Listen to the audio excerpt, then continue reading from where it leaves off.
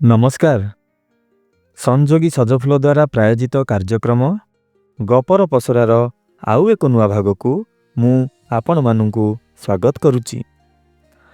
आसंतु आज शुणिबा आम प्रिय संपादक बाबूलाल पलेईंकर निजस्व लिखित गल्प खुआ दौड़ी।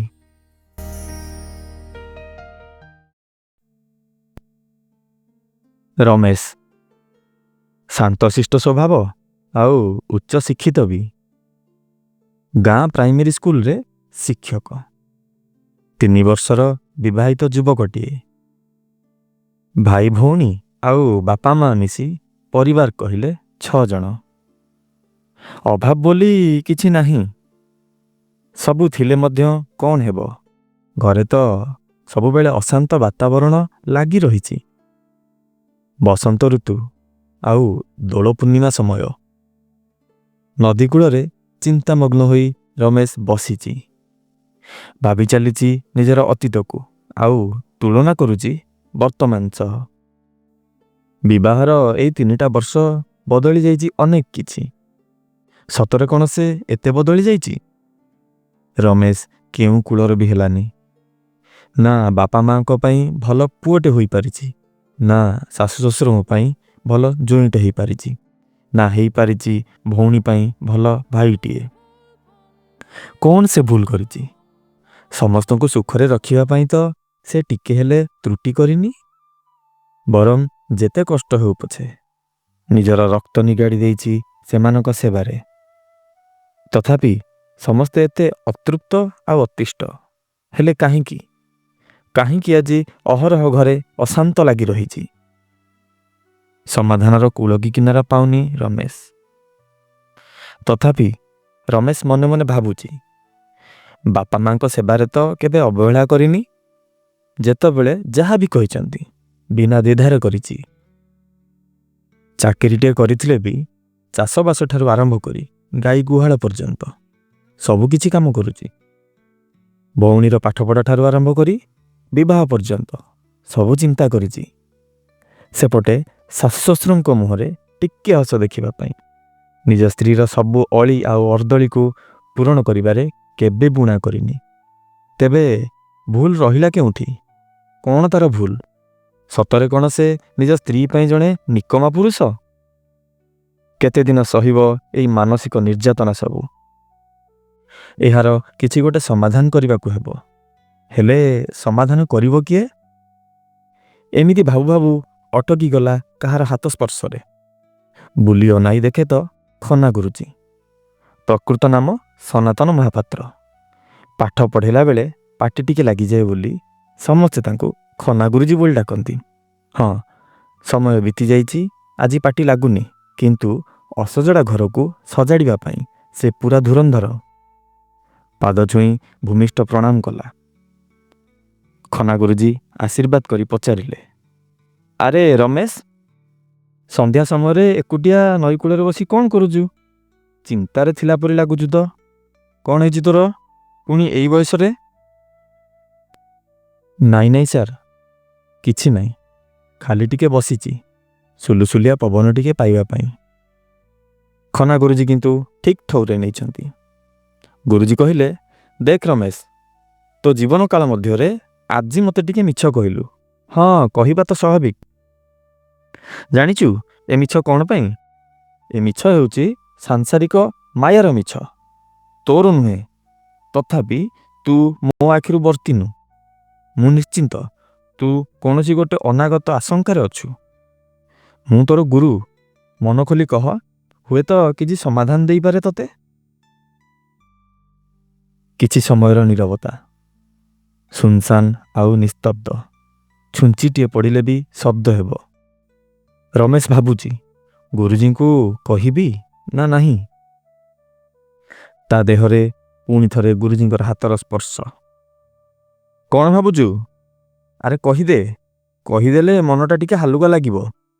आ मु तो परलोक नुहे ना, तते शिक्षा दबारे केबे तो अवहेला करिनी। ते भाबुचु कौन। हौ ठीक अछि, चल घर को जिबा। नाई सार टिके बसंतु।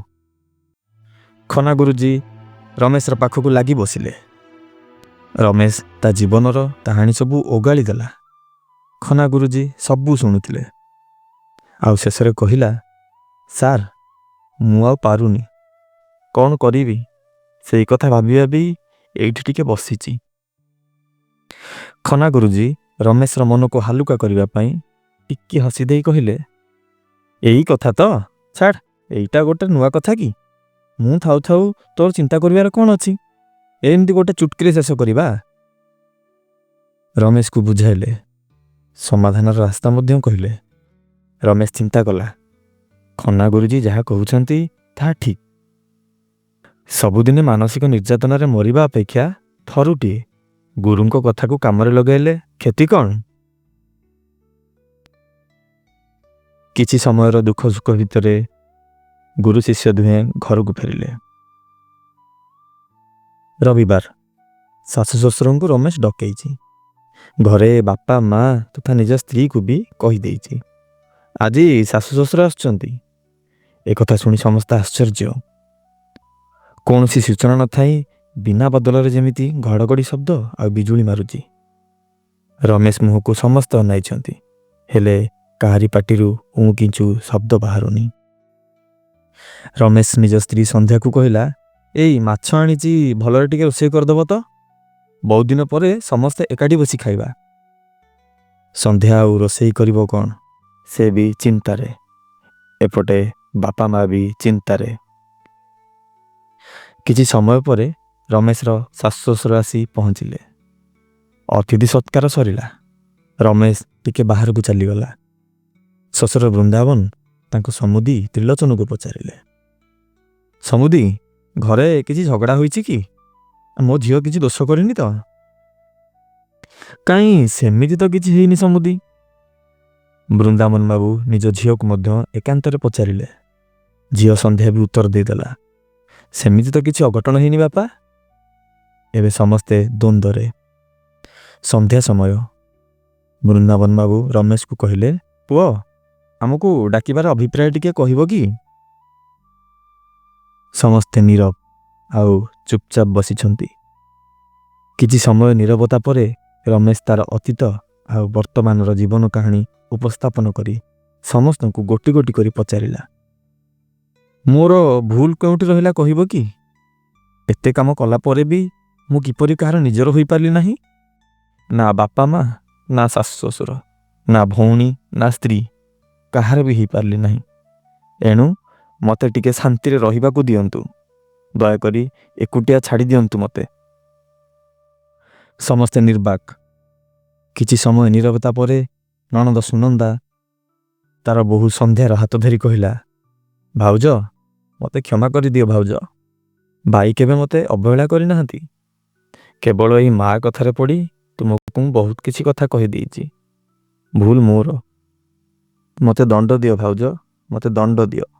ସବୁ ସହିଯିବି, ହେଲେ ଭାଇକୁ ଛାଡ଼ି ରହିବା କଥା କୁହନି। ରହିପାରିବିନି, ମୁଁ ରହିପାରିବିନି ଭାଉଜ, ରହିପାରିବିନି। ଏତିକି କହି ଭୋ ଭୋ ହୋଇ କାନ୍ଦୁଛି ସୁନନ୍ଦା। ବାପା ତ୍ରିଲୋଚନ ମାଙ୍କୁ ଧିକ୍କାର କରୁଛନ୍ତି, ତୋ ପାଇଁ ଏତେ ସବୁ ନାଟ। ଏତିକି କହି ଶେଷ ନିଷ୍ପତ୍ତି କହିବା ଆଗରୁ ରମେଶର ସ୍ତ୍ରୀ ସନ୍ଧ୍ୟା କହିଲେ, ବାପା ଥାଉ, ମାଙ୍କୁ ଆଉ କିଛି କୁହନା କି ତୁମ ନିଷ୍ପତ୍ତି ଶୁଣାଅନା। ସବୁ ଦୋଷ ତ ମୋର। ମୁଁ ଯଦି ମୋ ମା କଥା ଶୁଣିନଥାନ୍ତି, ତେବେ ଆଜିର ଏ ଅବସ୍ଥା ଉପୁଜି ନଥାନ୍ତା। ପ୍ରତ୍ୟେକ ଦିନ ମୋ ମା ଫୋନରେ ମୋତେ ଗୁଡ଼ାଏ ଘରଭଙ୍ଗା କଥା କହେ। ମୁଁ ବି ମା କଥାରେ ଭଳି ଯାଇ ମୋ ସୁନାର ସଂସାରକୁ ମୁଁ ଆଜି ଭାଙ୍ଗି ଦେଇଛି। ହଁ, ମୋ ଏଇ ହାତରେ ଭାଙ୍ଗି ଦେଇଛି। ଏହା କହି ଶ୍ୱଶୁର ତ୍ରିଲୋଚନ ବାବୁଙ୍କ ପାଦ ତଳେ ପଡ଼ି ଭୁଲ ମାଗିଲା, ଯାହା ଦଣ୍ଡ ଦେବା କଥା ମୋତେ ଦିଅ, କିନ୍ତୁ ମୋ ପୁଅକୁ ଛଡ଼ାଇ ନିଅ ନା। ପୁଣି ନିଜ ବାପା ବୃନ୍ଦାବନ ବାବୁଙ୍କ ପାଦ ଧରି କାନ୍ଦି କାନ୍ଦି କହୁଛି, ବାପା, ତୁମେ ଦେଇଥିବା ସଂସ୍କାର ମା କଥାରେ ପଡ଼ି ସବୁ ଭୁଲିଗଲି ବାପା, ସବୁ ଭୁଲିଗଲି। ହେଲେ ବାପା, ମୋତେ ଆଉ ଗୋଟିଏ ସୁଯୋଗ ଦିଅ।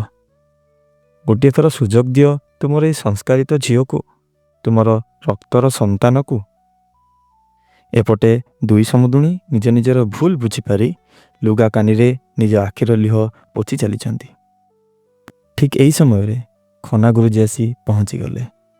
ଗୁରୁଜୀ ପଚାରିଲେ, କିରେ କ'ଣ ହେଇଛି? ସମସ୍ତଙ୍କ ଆଖିରେ ଲୁହ କ'ଣ? ବୋହୁମା ବୋହୁମା କ'ଣ ଏମିତି ଗୋଡ଼ ଧରି କାନ୍ଦୁଛନ୍ତି? କ'ଣ ହେଇଛି? ଆରେ କହୁନ କାହିଁକି? କିଛି ତ କୁହ। ଖନା ଗୁରୁଜୀଙ୍କୁ ପାଇ ବୋହୁମା ଆହୁରି କାନ୍ଦିଲେ ଆଉ କହିଲେ, ସାର୍ ମୋତେ ପଛେ ଦଣ୍ଡ ଦିଅନ୍ତୁ, କିନ୍ତୁ ମୋ ଘର ଯେମିତି ଭାଙ୍ଗି ନଯାଉ ସେଇ ବାଟ ମୋତେ ବତେଇ ଦିଅନ୍ତୁ। ଗୁରୁଜୀ ବୋହୁମାଙ୍କୁ ତଳୁ ଉଠାଇ ଆଖିରେ ଲୁହ ପୋଛି ଦେଇ କହିଲେ, ତୋ ଘର କାହିଁ ଭାଙ୍ଗିବ ରେ ମା? କ'ଣ ହେଇଛି? ସବୁ ଖୋଲିକି କହ। ଗୁରୁଜୀ ସବୁ କଥା ଶୁଣିଲେ ଆଉ କହିଲେ, ଓ ଏଇ ସାମାନ୍ୟ କଥାରେ ଏତେ କଥା? ଏତେ ବିଚଳିତ କାହିଁକି? କିଛି ତ ହେଇନି, ଚୁଚ୍ଛାଟାରେ ଖାଲି କାନ୍ଦ ବୋବାଳି ଚାଲିଛି। ରମେଶକୁ ଖନା ଗୁରୁଜୀ ପଚାରିଲେ, କିରେ ରମେଶ, ଏସବୁ ମୁଁ କ'ଣ ଶୁଣୁଛି? ତୁ ପରା ଉଚ୍ଚଶିକ୍ଷିତ, ପୁଣି ଜଣେ ଶିକ୍ଷକ, ସମାଜର ତୁମେ ଜଣେ ପଥ ପ୍ରଦର୍ଶକ। ତୁମେମାନେ ବାଟ ବୁଡ଼ିଲେ ସମାଜର ଅବସ୍ଥା କ'ଣ ହେବ ବୁଝିପାରୁଛୁ ତ? କ'ଣ ଆଉ କରିବି ସାର୍, କ'ଣ ଆଉ କରିବି? ସମସ୍ତଙ୍କ ମୁହଁରେ ଟିକେ ହସ ଦେଖିବା ପାଇଁ ମୁଁ ମୋ ପାରୁ ପର୍ଯ୍ୟନ୍ତ ଚେଷ୍ଟା କରିଛି, ଲହୁ ଲୁହକୁ ଏକ କରିଦେଇଛି, ତଥାପି ଜୀବନରେ କାହାରି ଖୁସି ଟିକେ ଦେଇପାରିଲି ନାହିଁ। କ'ଣ କରିବି ସାର୍? ଗୋଟିଏ ପଟେ ମୋ ଭଉଣୀ, ଅନ୍ୟପଟେ ମୋ ସ୍ତ୍ରୀ, ଗୋଟିଏ ପଟେ ମୋ ବାପା ମା, ଆଉ ଅନ୍ୟପଟେ ଶାଶୁ ଶ୍ୱଶୁର, ମଝିରେ ଦଧିହାଣ୍ଡିକୁ ଘୁରାଉଥିବା ଖୁଆଦଣ୍ଡର ଦଉଡ଼ି ହେଇଯାଇଛି ମୁଁ। ଖୁଆଦଣ୍ଡର ଦଉଡ଼ି। ବାସୁକି ସାପକୁ ନେଇ ସାଗର ମନ୍ଥିଲା ପରି ମୋତେ ଉଭୟ ପଟରୁ ଟଣାଟଣିରେ ମୋ ଶରୀର ଆଜି କ୍ଷତ ବିକ୍ଷତ ଆଉ ରକ୍ତାକ୍ତ। ସଂଘର୍ଷ କରୁଛି, ଚେଷ୍ଟା ବି କରିଚାଲିଛି ଉଭୟ ପଟକୁ ସମତୁଲ ରଖିବା ପାଇଁ, ତଥାପି ମୁଁ କାହାର ହୋଇପାରିଲି ନାହିଁ। ହାରିଗଲି ସାର୍, ହାରିଗଲି। ଜୀବନର ବାଜି ଆଜି ହାରିଗଲି। ଆପଣ କୁହନ୍ତୁ ନା ସାର୍, ମୁଁ କ'ଣ କରିପାରିବି? ଗୋଟିଏ ନିଶ୍ୱାସରେ ଏତିକି କହି ନୁତ୍କିନା ବସି ପଡ଼ିଲା ରମେଶ। ଏପରି ସମୟରେ ଧୈର୍ଯ୍ୟ ଧରିବା ପାଇଁ ରମେଶକୁ ପରାମର୍ଶ ଦେଇ ଖନା ଗୁରୁଜୀ କହିଲେ, ସମୟ କାହିଁ କେତେ ଆଗକୁ ଗଲାଣି, ଅଥଚ ଆମମାନଙ୍କର ଏଇ ମରହଟିଆ କଥା ଗଲାନି। ତେବେ ପାଠଶାଠ ପଢ଼ି ଲାଭ କ'ଣ? ଏମାନେ ପରା ଆଜିକାଲିକା ପିଲା, ବାହାର ଚାକଚକ୍ ଦେଖି ନିଜର ବୁଦ୍ଧି ଜ୍ଞାନ ସବୁ ଖାଇଗଲେଣି, ପରବୁଦ୍ଧି ହେଇଗଲେଣି। ନିଜର ବିଚାର କରିବାର କ୍ଷମତା ଥିଲେ ତ କେଉଁଟା ଠିକ୍ କେଉଁଟା ଭୁଲ ନିର୍ଣ୍ଣୟ କରିବାକୁ ଏମାନେ ଅକ୍ଷମ। ସେମାନଙ୍କୁ ଦୋଷ ଦେବାଟା ଆମ ବଡ଼ମାନଙ୍କର ଭୁଲ। ଆମ ଭୁଲ ପାଇଁ ଗୋଟେ ସୁନାର ସଂସାର ଭାଙ୍ଗି ଚୁରମାର ହୋଇଯାଏ।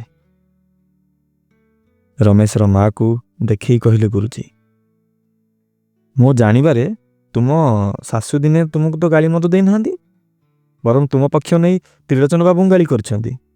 ଏକଥା କ'ଣ ନିଜ ଶାଶୁଙ୍କ ଠାରୁ କିଛି ଶିଖିପାରିଲ ନାହିଁ? ଏଇ କଥା ଶୁଣି ରମେଶର ମା ପୁରା ଚୁପ୍। ପୁନଶ୍ଚ ରମେଶର ଶାଶୁକୁ ଦେଖାଇ ହୋଇ କହିଲେ, କ'ଣ ସନ୍ଧ୍ୟା ମା, ତୁମେ ଯେତେବେଳେ ବୃନ୍ଦାବନ ବାବୁଙ୍କ ଘରକୁ ନୂଆ ବୋହୂ ହୋଇ ଆସିଲ, ସେତେବେଳେ ତୁମ ମା କ'ଣ ତୁମକୁ ପ୍ରତିଦିନ ଆସି ଶିଖାଇ ଦେଉଥିଲେ? ତୁମେ ପରା ବୋହୂରୁ ମା ଆଉ ମା'ରୁ ଶାଶୁ ହେଲଣି। ଗୋଟେ ବୋହୂର କର୍ତ୍ତବ୍ୟ ଆଉ ଦାୟିତ୍ୱ କ'ଣ ସତରେ ଜାଣିନ, ନା ଜାଣି ନ ଜାଣିବାର ଅଭିନୟ କରୁଛ?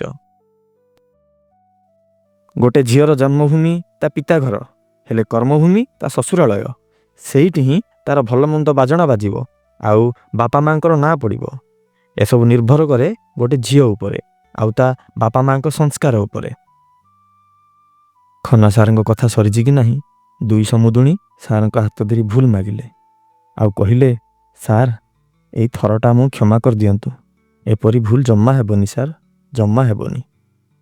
ଖନା ଗୁରୁଜୀ କହିଲେ, ନା ନା, ଖାଲି ଭୁଲ ମାଗିଲେ ହେବନି, ଗୋଟିଏ କଥା ମନେ ରଖ, ଦୁଇ ସମୁଦୁଣୀ ସମୁଦୀମାନଙ୍କ ଉପସ୍ଥିତିରେ ହିଁ ଝିଅ ଜୋଇଁଙ୍କ ସହ କଥା ହେବ। ଏକଥା ଆଜିଠାରୁ ଶିଖ। ଆଉ ସନ୍ଧ୍ୟା ମା, ତୁମେ ତୁମ ଝିଅକୁ ଫୋନ୍ ନ କରି ଜୁଆଇଁ ପୁଅ ମାଧ୍ୟମରେ ଫୋନ୍ କରିବ। ଆଉ ବୋହୁମା, ତୁମେ ଆଜିଠାରୁ ନିଜ ଫୋନ୍ ଥୋଇଦିଅ, ଆବଶ୍ୟକ ହେଲେ ରମେଶର ଫୋନ୍କୁ ବ୍ୟବହାର କରିବ।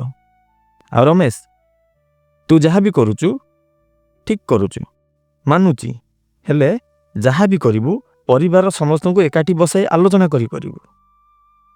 ତୁ କ'ଣ କରୁଛୁ ତୋ ପରିବାର ଲୋକ ଜାଣିପାରୁନାହାନ୍ତି, ତେଣୁ ଆଜି ଏସବୁ ଦ୍ୱନ୍ଦ୍ୱ ଉପୁଜିଛି। ଥରେ କରିକି ଦେଖ, ଦେଖିବୁ ସବୁ ସମସ୍ୟାର ସମାଧାନ ଆପେ ଆପେ ଠିକ୍ ହେଇଯିବ।